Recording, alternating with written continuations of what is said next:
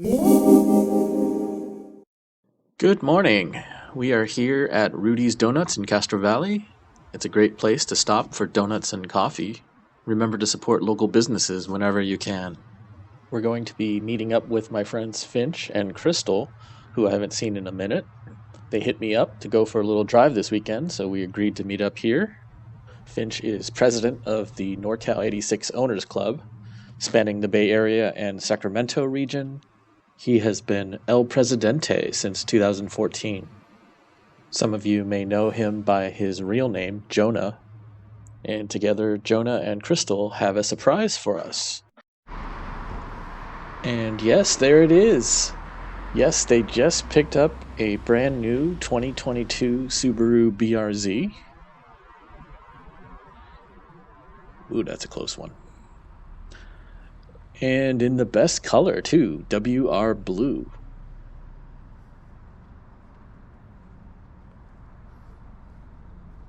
Look at that, new BRZ. What's up? Good morning. Morning. Hello. So I'm here with Finch and Crystal. Congratulations, you guys. Thank you. Both on getting married recently. Yeah. And on this new arrival. Yeah, so tell me again, you picked us up at Modesto Subaru? Modesto Subaru, they're an MSRP dealer. Sweet. If you're in the market, Deborah there took very good care of us. Yes, definitely. Okay, awesome. And just to clear the record, this is Crystal's car? Yeah. It's Okay. my car. Okay. And I guess the other $1 million question is it a stick or is it an automatic? No, it is an auto. Oh, sorry. Okay. There's a little bit of disappointment there, but a kind of sigh of relief for Finch, because otherwise, if you had gotten the manual and he was still driving an automatic, the level of that he would have received would just never end. Would have been very, very high. Yeah. Yeah. Yep. And rightfully so, I think. Yeah. Don't want to deal with the stop and go traffic with having to shift. No, I understand it. I get it. So, how do you like it so far? Oh, it's nice. It's smooth. It's Yeah. not as well. I mean, it's not modded. It's totally stock, but Right. compared to. But yeah, I think it's basically on par with a fairly modded first gen, right? Yeah. Yeah. It's Yeah. like with the low end torque, it feels as fast around town as, my stage 2 E85 first gen. Right. Basically like an E85 and exhaust and headers equipped first gen. Yeah. I mean, you're driving on the freeway and like on the way here, you're doing 85 and you don't even realize it.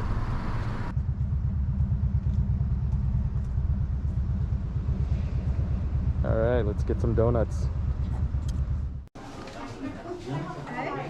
Chocolate, was that French? Yes.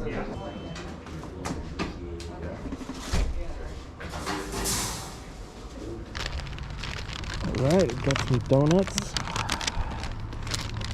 How many donuts did you get? A half dozen. Half a dozen? Yeah. Nice. Gotta take some home. Of course. I see you've already begun the tradition of keeping the car relatively dirty. We actually bought a car cover for it. Oh, nice. And it's been under the car cover every single night. But it's just so foggy in the valley for the past week that just we're under trees, condensation. Yeah, it's hard to keep clean. You gonna do anything like get it ceramic coated or anything fancy? Probably a front footer bra. Okay. Yeah. Nice. I see you got the Vortex generator. Yep. Is that a? With an allocation, it was already. That was already what it came spec'd with, out. right? Yeah.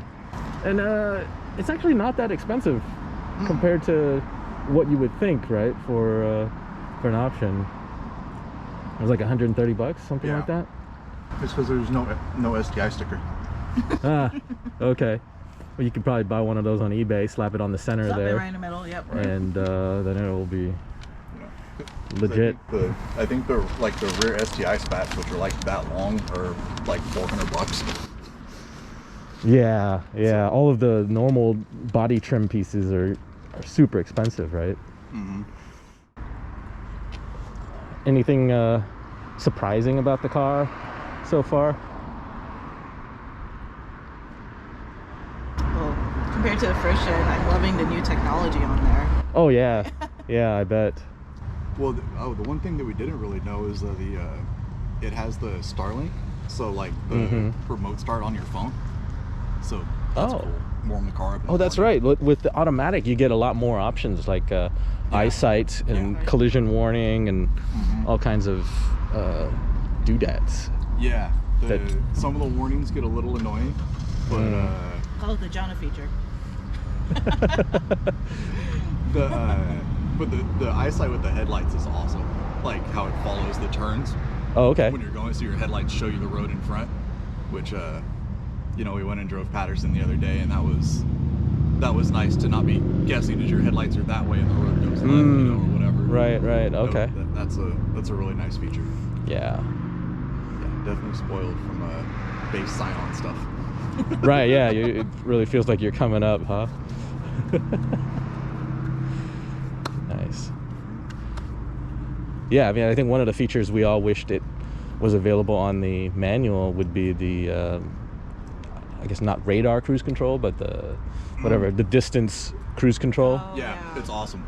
Because yeah, that seems like something that on this car is camera based, so you have to have the automatic and the eyesight cameras in order for that to work, unfortunately, whereas I think other cars, you know, use radar. Yeah, it works very well. Tried that out the other day. Yeah, it's definitely I mean, it's because it's just, even 10 years newer, it's more luxurious than the 128 that we had before this. You know. Right. Get the heated seats like my old Beamer, which I wanted because it gets so cold. But other than that, I mean, you know, between a sports car and like the luxury car of a Beamer, I thought it was like a happy medium between the two. Right. How do you feel about the turn signal control? I heard that that's kind of annoying for people. So I like that they added tap turn, only because it's very sensitive to clear the turn signal when it's like in full on. Like when you hit it, a lot of times I found myself turning it on the other direction trying to clear it, and it got really annoying. Correct. So yeah, like it's really sensitive. So I've been using tap turn a lot to change lanes. Got it. Yeah, I could see that being useful. Yeah, but I do see why it's annoying, because of, like, it is really easy to go too far and then you don't know your signal's on.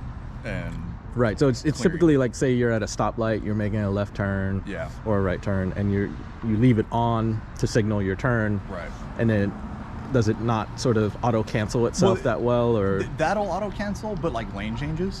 Okay. So that's why the tap turn for lane changes is where it is, because it won't auto cancel if you turn it fully on.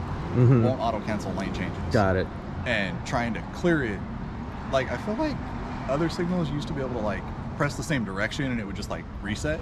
Yeah. And this one you have to go the opposite, but it's so easy to just turn it on the other way and you find yourself going back and forth with it. Right, like, right. You're like ping ponging. Yeah. So makes sense. It definitely takes some getting used to.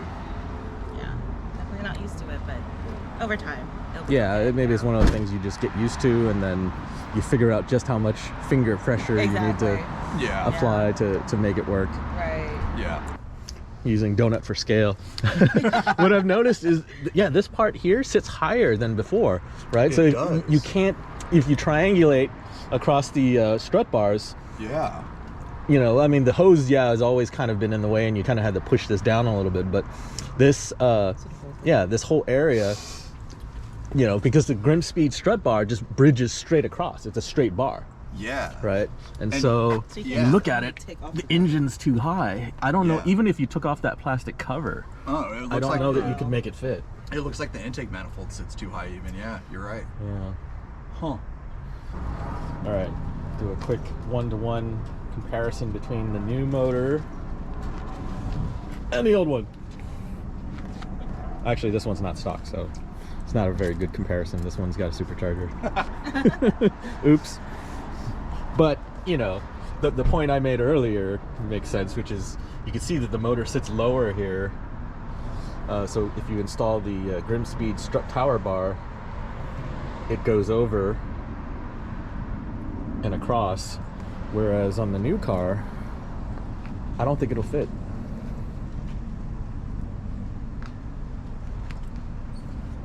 Yeah, it's interesting. So, any plans for the mods? You know, the typical, like, exhaust, tires, or wheels.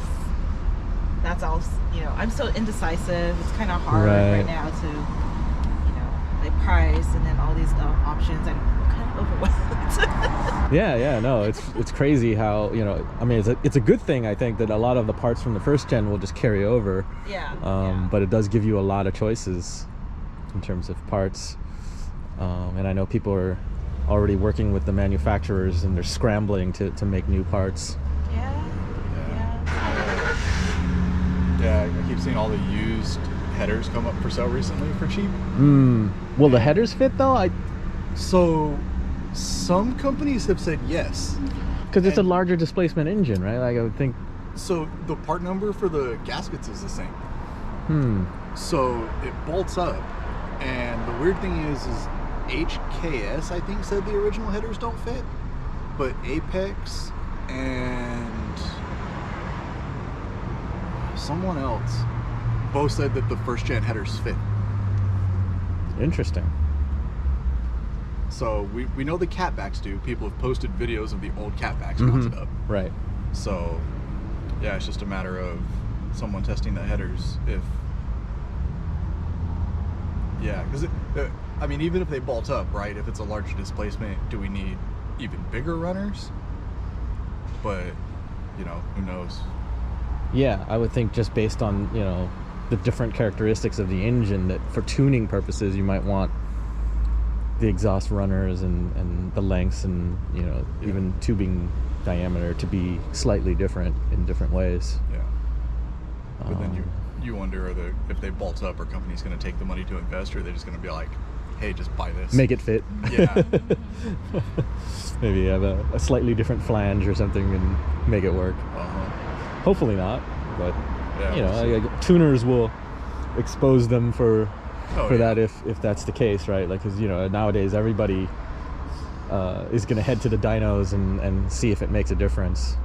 So that's much more attainable these days. Yeah, because I honestly wonder if it's maybe a case of, you know, do like UELs fit versus equal lengths, because equal lengths have, you know, the extra tubing and the, you know, maybe right, they might wrap around the engine a little different. Right, but the equal lengths usually are just pretty flat underneath, so maybe that's because HKS does make an equal length, and I don't know if Apex I makes different ones or not. But all right, well, should we go for a drive? Yeah. Sweet. All right, let's get out there.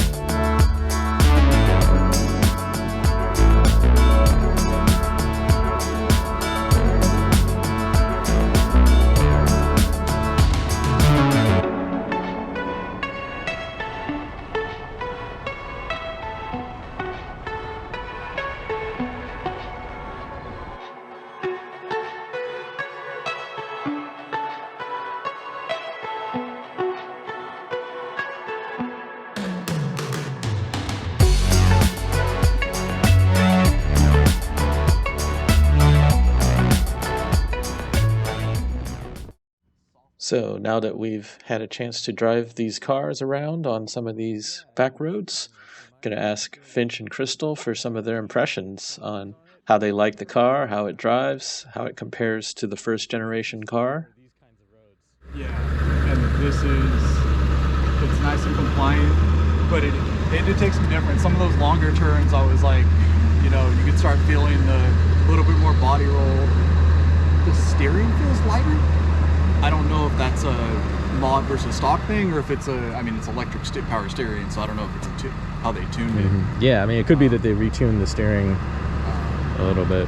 Yeah, so it does feel lighter. So some of those longer tight turns, you can kind of feel it where it was, a little bit more input was needed. Yeah, that was nice to not have my back kill me at the end of a short canyon run. Power's great. Yeah. I would say enjoy the stock suspension for as long as you can. Yeah, definitely. Stock is best. Yes, Yeah. stock is best. Yeah. Learn from my mistakes. Yeah. Track mode disables the eyesight warnings, so that was good. Oh, okay. So you switched over to use the horizontal tack? Yeah. How was that? That was pretty neat. It's cool. That was pretty cool. It's nice with the, it condenses the first 4,000, so you're just seeing the important ones spread out. Right. So if you're keeping it in the high revs, Yeah. that's what you care about. Yeah, the one thing that's kind of a bummer is the track mode dash is different between the BRZ and the GR86. People were posting on the forum, but I just confirmed it basically. First time I had used it, but on the GR86 you get a digital readout or a numerical readout of the oil and coolant temps, and on this it stays as a bar graph, so it's not as accurate. Really? And the bar graph is the number, it only gives you very few numbers, so it goes from 190 to 270 on the oil temp. So it's not very granular. Yeah. And so until someone figures out, like, I noticed it went higher, but I don't know what it was at. Number? Yeah, I think what Mike from CSG was saying was that somebody needs to, once they get the OBD data sort of figured out, they might be able to correlate parts of that bar graph. Yeah. And who knows, maybe you could even put like a little sticker, Right. when it reaches, whatever, Yeah. a critical temperature, where you're at on the bar. Yeah. Because there are a couple, markings you could go by to Right. kind of guess, but Right. yeah. But interesting. Yeah, that's a subtle difference Yep. in feature.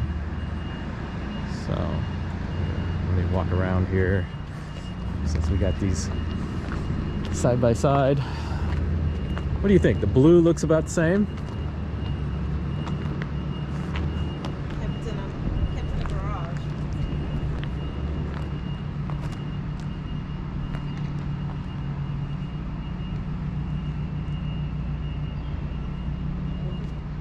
What year is yours? Mine's a 16. Okay, so yours is the new WR. Yeah, it's the darker one. Yeah. But you can see the difference in my spoiler, right? My spoiler is from the 2013. Right. So that's painted in the lighter World Rally blue. I guess technically they call it WR blue now. Right. Okay. Yeah, I think. I haven't looked at the paint code, but I think it's the same. It looks the same. Does it have the paint code in the door jamb? It should. I guess we could take a look at that. I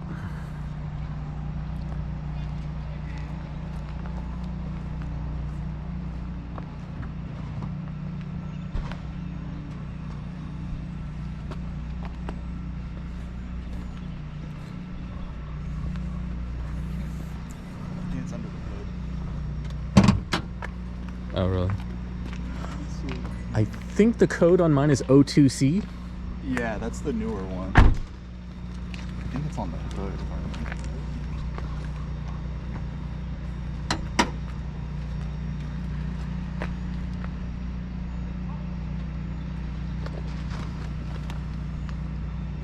It's all mission stuff. I thought it was. It wasn't on the door jamb? The No, manufacturer? I didn't see it.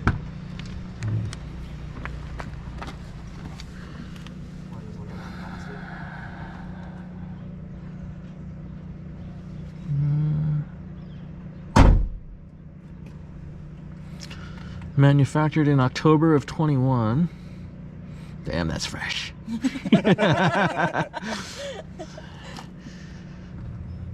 Yeah, it's weird. Yeah, let me look on mine and see if it has the paint code. I thought it was, but maybe I'm wrong. Maybe I'm just thinking of Toyotas.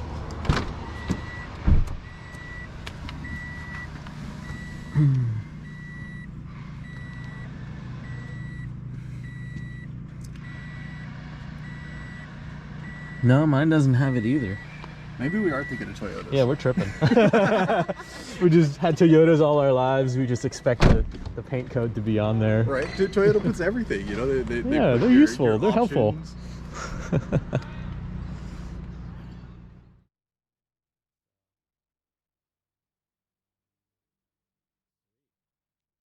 Anyways, while we have these two cars together, we can see these two cars side by side. You can compare the stance on these two. Now, of course, Crystal and Finch's BRZ is still at stock height, whereas mine is lowered on a set of Eibach Sportline springs, which I believe lowers my car by about 1.5 inches compared to stock. I guess one of the best ways to compare the two in terms of their height is to look at the side mirrors. Otherwise, dimensionally, you can see that they are very similar. The second generation car is very much based on the same chassis as the first one, and so many of the aftermarket suspension and exhaust and other bits from the first generation car are going to be able to fit on the new car fairly readily.